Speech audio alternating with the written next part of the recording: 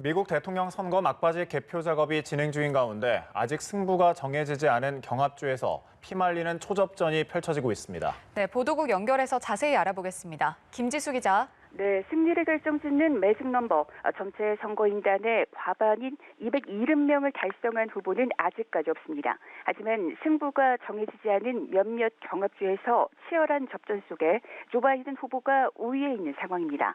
CNN 방송을 비롯한 미국 주요 언론은 전체 선거인단 538명 중 바이든 후보가 253명, 공화당 소속인 트럼프 대통령이 213명을 각각 확보했다는 분석을 유지하고 있습니다. 경합주 위스콘신과 미시간에서 역전에 성공해 승기를 잡은 바이든 후보는 17명만 보태면 선거인단 과반 확보가 가능한 상황입니다. 이에 따라 이르면 오늘 안에 개표가 끝날 것으로 예상되는 펜실베이니아와 조지아의 상황에 첨예한 관심이 쏠리고 있습니다. 각각 20명과 16명의 선거인단이 배정된 펜실베이니아와 조지아에서 현재는 트럼프 대통령이 앞서지만 바이든 후보가 매섭게 추격하는 상황입니다. 지금까지 개표 추이를 종합하면 바이든 후보가 대권 고지에 한층 더 다가서 있다는 게 대체적인 평가입니다.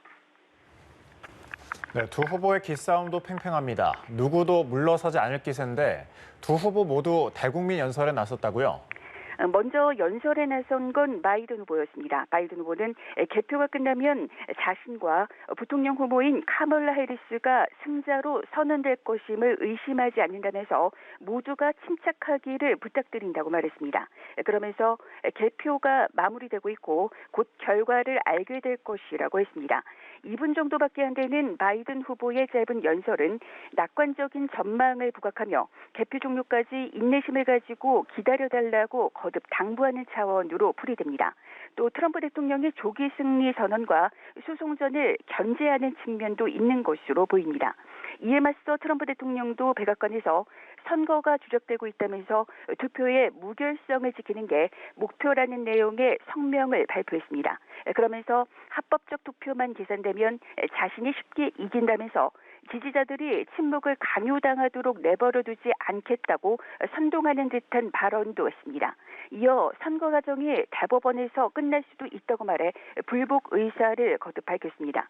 트럼프 대통령은 구체적 증거는 제시하지 않은 채 선거 부정, 선거 사기라는 주장을 쏟아낸 후 질문을 받지 않고 퇴장했습니다.